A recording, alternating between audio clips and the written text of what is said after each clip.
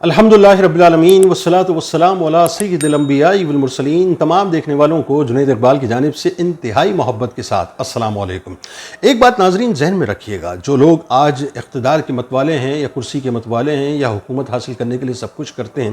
ان کو یہ سمجھ لینا چاہیے کہ یہ اقتدار، یہ کرسی، یہ حکومت اس بے وفا صنم کی طرح ہے جو آج آپ کے پاس ہے، کل میرے پاس ہوگی، پرسوں کسی اور کے پاس ہوگی۔ نہ یہ کل کسی کی ہوئی تھی، نہ یہ آج کسی کی ہے، نہ یہ کل کسی کی ہوگی۔ ہاں، جن لوگوں نے اس اقتدار کو اللہ کی طرف سے باقاعدہ ایک امانت سمجھا، اللہ تبارک و تعالیٰ نے ان کو دنیا میں بھی ممتاز کر دیا اور آخرت میں بھی یقیناً ان کے سر پر سرفرازی کا تاج سجے گا۔ لیکن جن لوگوں نے کرسی کو، طاقت کو، حکومت کو حاصل کرنے کے لیے لوگوں کے سروں کے اوپر اپنے قدم رکھے، اپنی طاقت کا استعمال کیا، پیسے کا بے دریغ استعمال کیا، یعنی اقتدار کی ہوس کے اندر ہر لمٹ کو کراس کیا، اللہ تبارک و تعالیٰ نے بظاہر تو ان کو دنیا کے اندر طاقت دی ہوتی ہے، لیکن جس وقت وہ رسوا ہوتے ہیں پھر ان کا نام بھی ناموں میں نہیں ہوتا ہے۔ ذہن میں رکھیے گا، یعنی دنیا میں تو رسوائی ان کو ملتی ہے، آخرت میں بھی ان کی بربادی ہے۔ اور جس وقت تاریخ کے کرتاس پہ مورخ ان کا نام لکھتا ہے نا صاحب، تو ذہن میں رکھیے گا کہ ان کا نام لکھتے وقت ان کے ساتھ ذلت اور رسوائی کے استعاروں کو استعمال کیا جاتا ہے۔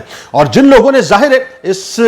اللہ کی طرف سے دی ہوئی امانت کو امانت سمجھ کے امانت ہی سمجھا اور امانت سمجھ کے اس کو امانت ہی کے طور پہ رکھا اور خدمت گزاری کی، خلق کی اور اللہ کو راضی کیا، یقیناً وہ ایسے ممتاز ہوتے ہیں کہ مورخ ہمیشہ ان کا نام ادب اور احترام سے لکھا کرتا ہے۔ کاش یہ بات آج کے حکمرانوں کو سمجھ آ جائے صاحب کہ یہ کرسی، یہ طاقت، یہ حکومت، یہ کچھ بھی نہیں ہے، یہ آج ہے، کل چلی جائے گی، لیکن رہے گا نام صرف اس شخص کا جو اللہ اور اس کے رسول صلی اللہ علیہ وآلہ وسلم کے احکامات پر عمل کرتے ہوئے لوگوں کی صحیح طور سے خدمت کرتا ہے، یعنی اپنی نسلوں کی خدمت نہیں کرتا، اپنی خدمت نہیں کرتا، بلکہ لوگوں کی خدمت کیا کرتا ہے اور اللہ کو راضی کیا کرتا ہے۔ وہی اصل میں تاریخ کے اندر سرخرو بھی ہوتا ہے اور اللہ کی بارگاہ میں سرخرو ہوتا ہے۔ آج میرا دل کرتا ہے ناظرین کہ میں ذرا آپ کو ایک ایسے سلطان کی جانب لے کے چلوں کہ جن کا نام رہتی دنیا تک طرز حکمرانی کے حوالے سے ایک روشن ترین مثال کے طور پر پیش کیا جاتا رہے گا۔ آپ جانتے ہیں کہ متحدہ ہندوستان نے کثیر سلاطین اور فرمانروا دیکھے جو تخت اقتدار کے وارث بھی بنے اور گزرتے وقت کے ساتھ ساتھ تاریخ کا حصہ بھی بنتے رہے۔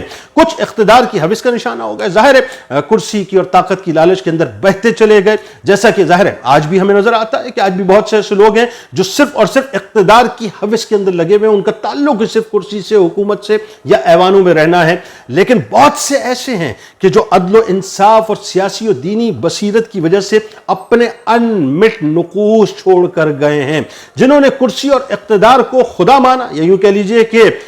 سب کچھ اپنا جانا، تو پھر ہوا یہ کہ ملامت کے علاوہ تاریخ نے ان کے لیے اور کچھ بھی نہیں رکھا، یعنی رسوائی کے علاوہ، ذلت کے علاوہ تاریخ نے ان کے لیے کچھ بھی نہیں رکھا۔ لیکن جو اللہ کی دی ہوئی حکومت کو فرض سمجھ کر قرض عطا کرتے رہے، وہ تاریخ کے اندر ایسے امر ہو گئے صاحب، ایسے امر ہو گئے کہ آج بھی ان کا نام مثال کے طور پر بلکہ روشن مثال کے طور پہ پیش کیا جاتا ہے۔ انہی امر ہونے والی ہستیوں میں ناظرین آپ جانتے ہیں کہ بر صغیر میں اسلامی سلطنت کے حقیقی بانی، جنہیں آپ اگر اسلامی سلطنت کا پائنیئر کہیں تو غلط نہ ہوگا، تاریخ کے انتہائی غیر معمولی ہستی حضرت سلطان شمس الدین التتمش رحمۃ اللہ علیہ کی بھی ہے۔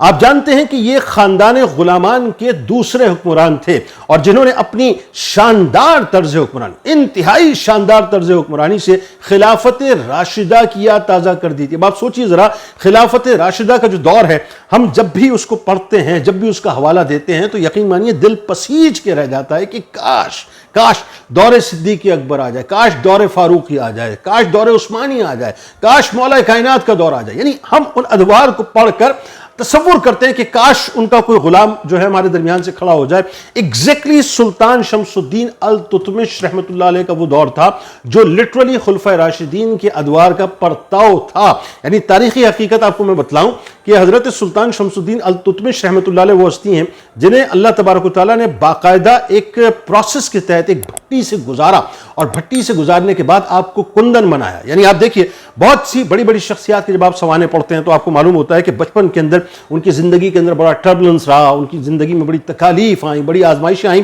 اس پورے پروسیس سے گزرنے کے بعد جب وہ نکلے تو ایسے نکلے کہ وہ ایسے نکھرے، یوں کہیے کہ نکھر کے پھر وہ دنیا کے سامنے آئے۔ ایگزیکٹلی اسی طرح سے تاریخی حقیقت یہ کہتی ہے کہ آپ حضرت یوسف علیہ السلام کی طرح، جس طرح ان کے بھائیوں نے ان کے ساتھ حسد کیا تھا، اسی طرح سے آپ کے ساتھ باقاعدہ حسد کیا گیا، اور آپ بخارا سے دہلی تک غلام کے طور پر فروخت در فروخت ہوتے ہوئے دہلی پہنچے، اور پھر اس کے بعد دہلی کے سلاطین غلامان کے بانیان میں جا کر شامل ہوئے۔ یعنی میں آپ کو بتاؤں، شہاب الدین غوری رحمۃ اللہ علیہ کے جو غلام تھے وہ قطب الدین ایبک تھے۔ قطب الدین ایبک کے آپ غلام بن کر آئے، اور اس کے بعد ایک سرٹن ٹائم کے بعد آپ کی صلاحیتوں کو دیکھتے ہوئے قطب الدین ایبک نے نہ صرف یہ کہ آپ کو اپ گریڈ کیا، بلکہ آپ کو اپنا داماد بھی بنایا، اور پھر وہ وقت آیا کہ آپ باقاعدہ دہلی کے سلطان بنے۔ یعنی پھر آپ سوچئے کہ پورا بر صغیر جو ہے وہ آپ کی دسترس میں تھا۔ سلطان شمس الدین التتمش رحمۃ اللہ علیہ ناظرین انتہائی متقی شخصیت، انتہائی پرہیزگار شخصیت تھے، اور انتہائی عبادت گزار حاکم تھے۔ آج سب سے بڑا مسئلہ یہ ہے صاحب کہ ہمارے حکمران جن کو ہم دیکھتے ہیں، مجھے معذرت کے ساتھ یہ جملہ کہنے دیجئے کہ عبادتیں تو بہت دور کی باتیں، میں اس پہ اس لیے زیادہ کامنٹ نہیں کرنا چاہتا کہ اللہ اور بندے کا تعلق ہے، لیکن بظاہر جو نظر آتا ہے بہت دور دور تک جو ہے ہمیں ایسا کوئی عابد اور پرہیزگار نظر نہیں آتا جو واقعی اللہ تبارک و تعالیٰ سے ڈرتا ہو اور وہ اپنی حکمرانی کو اللہ کی دی ہوئی امانت سمجھتا ہو۔ یعنی ان کا عالم یہ تھا کہ وہ انتہائی پرہیزگار بھی تھے، عبادت گزار بھی تھے، اور اللہ سے ڈرنے والے بھی تھے، متقی بھی تھے، اور پھر ساتھ ساتھ ایک اور کمال بات آپ کے اندر تھی کہ آپ انتہائی مدبر سیاستدان تھے۔ اچھا، یہ جو سیاست کا تصور ہے ہمارے یہاں تو ہو یہ گیا نا کہ جھوٹ اس حد تک بولو کہ وہ لوگوں کو سچ لگنے لگے، اور ہماری سیاست کی ابتدا ہی جھوٹ سے ہوتی ہے، انتہا بھی جھوٹ پہ ہوتی ہے، مکر و فریب سے ابتدا ہے، مکر و فریب پہ انتہا ہے۔ وہ ایک انتہائی مدبر اور سچے سیاستدان تھے، اور ساتھ ساتھ کمال یہ تھا کہ میدان جہاد کے انتہائی بہادر قسم کے جرنیل بھی تھے۔ یعنی رات کو آپ اللہ کو راضی کیا کرتے تھے، اور دن کو آپ میدان جہاد پہ گھوڑے کی پیٹھ پر نظر آیا کرتے تھے۔ اور پھر اس کے ساتھ ساتھ ایک اور بات یہ تھی کہ آپ ایک عادل حکمران تھے۔ دیکھیے، معاشرہ وہی بات ہے کہ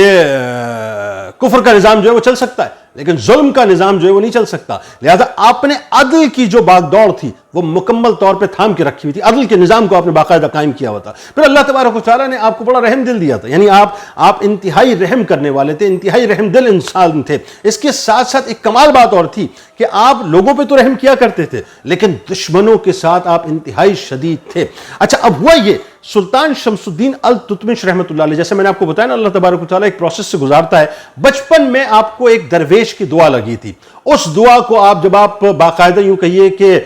کرسی پر تشریف فرما ہوئے تو اس دعا کو آپ یاد کیا کرتے تھے، اور درویش نے بچپن ہی میں آپ کو دیکھ کر دعا دے دی کی کہ آپ جو ہے وہ ایک وقت کے حکمران بنیں گے۔ اچھا، ہوا یہ کہ ایک تو یہ معاملہ تھا، اس کے ساتھ ساتھ ایک اور بڑی اہم ترین بات آپ کے ساتھ تھی، وہ یہ تھی کہ آپ کو صوفیہ کے ساتھ بہت لگاؤ تھا، بے انتہا لگاؤ تھا۔ یعنی آپ یہ سمجھتے تھے کہ میں فرنٹ مین تو ہوں، میں ہٹ مین تو ہوں، لیکن میرے پیچھے اصل جو طاقت ہے وہ اللہ والوں کی طاقت ہے۔ یعنی حضرت خواجہ معین الدین چشتی رحمۃ اللہ علیہ اور قطب الدین اوشی بختیار کاکی رحمۃ اللہ علیہ سے آپ کو خاص فیضان نصیب ہوا تھا۔ بلکہ یوں کہا جائے تو غلط نہ ہوگا کہ بر صغیر پاک و ہند میں روحانی سلسلے کی بنیاد جس طرح سے حضرت خواجہ معین الدین چشتی رحمۃ اللہ علیہ نے رکھی، تو اسلامی ریاست کی جو پائنیئر ہیں، اس کے جو بانی ہیں، وہ حضرت سلطان شمس الدین التتمش رحمۃ اللہ علیہ بنے۔ اچھا، اللہ تبارک و تعالیٰ نے آپ کو غیر معمولی فراست سے اور غیر معمولی بصیرت سے نوازا تھا، اور یہ بہت بڑی بات ہے صاحب۔ یعنی آج آپ دیکھیے ہمارے یہاں طرز حکمرانی میں ہم دیکھتے ہیں، خاص طور پہ حکمرانوں کے انداز کو ہم دیکھتے ہیں، نہ فراست نظر آتی ہے، نہ بصیرت نظر آتی ہے، چھوڑیے صاحب معاملات کچھ اور ہی چل پڑے ہیں،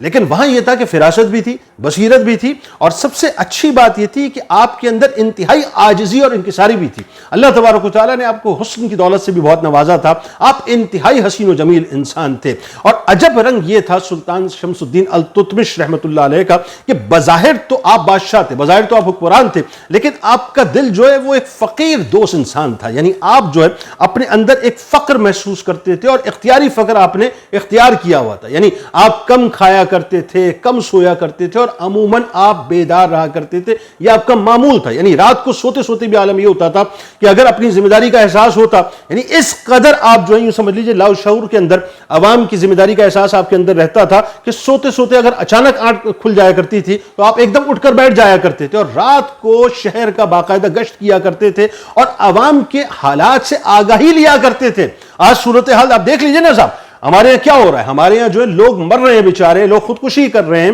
اور حکمرانوں کو جو ہے وہ اپنی پڑی ہے، صرف اپنی پڑی ہے۔ یعنی آپ یہ سوچئے صاحب کہ جس ملک کے اندر 4 سے 4.5 ہزار ارب روپیہ وی آئی پیز کے پروٹوکول اور ان کی پرتعیش زندگی پہ لگایا جاتا ہو، وہاں پر اگر آ کے وزیر اعظم صاحب یہ اناؤنس کریں کہ جی ہم نے پروٹوکولز کے اندر اور پرتعیش زندگی کے اندر 200 ارب روپے کی کمی کر دی ہے، جو کہ ابھی ہوئی نہیں ہے، ابھی ہونی ہے، تو ایسا لگتا ہے کہ صاحب ہم نے بہت بڑا کوئی کام کر دیا ہے۔ یہاں تو ہمیں یہ نہیں پتا ہوتا کہ عوام کی صورتحال کیا ہے، وہاں یہ معاملہ تھا کہ باقاعدہ آپ جو ہے گشت کیا کرتے تھے، یعنی آپ رحمت اللہ علیہ کی ہستی فاروقی رنگ کے اندر اگر میں کہوں تو باقاعدہ ڈھلی ہوئی تھی۔